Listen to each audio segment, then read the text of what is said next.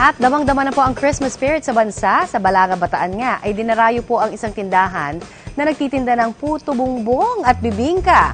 Sa Zamboanga City naman, hindi po mauubusan ng pagpipilian ng mga naghahanap naman ng Santa Claus decor sa isang tindahan. Naritong report. It's beginning to look a lot like Christmas. Unang linggo pa lang ng Nobyembre pero dinarayo na ang isang tindahan sa Zamboanga City dahil sa dami ng paninda nitong Santa Claus Christmas decorations. Napakaraming pagpipilian mula sa Santa costume at mga figurine na may iba't ibang disenyo. Mayroong umaakit sa lubid, naka-parachute, nakaupo sa buwan, at mayroon din para bang nagkukwento sa mga bata habang nakaupo sa rocking chair.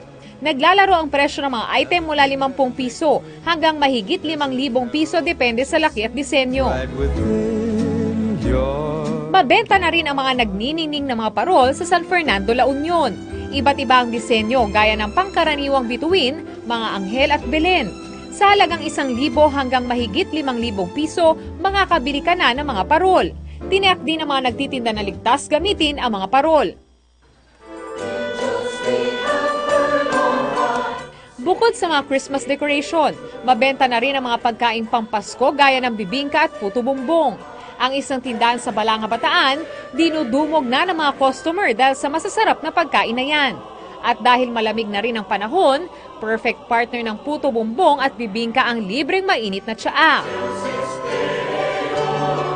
Ang malamig na temperatura sa Baguio City, mas lalo pang lumamig dahil sa hanging amihan. Ang temperatura roon, bumababa hanggang 15 degrees Celsius kapag madaling araw. Kaya naman lalo lumakas sa bentahan doon ang mga bonnet at jacket, lalo na sa namamasyal na turista. Para sa unang balita, Von Aquino reporting.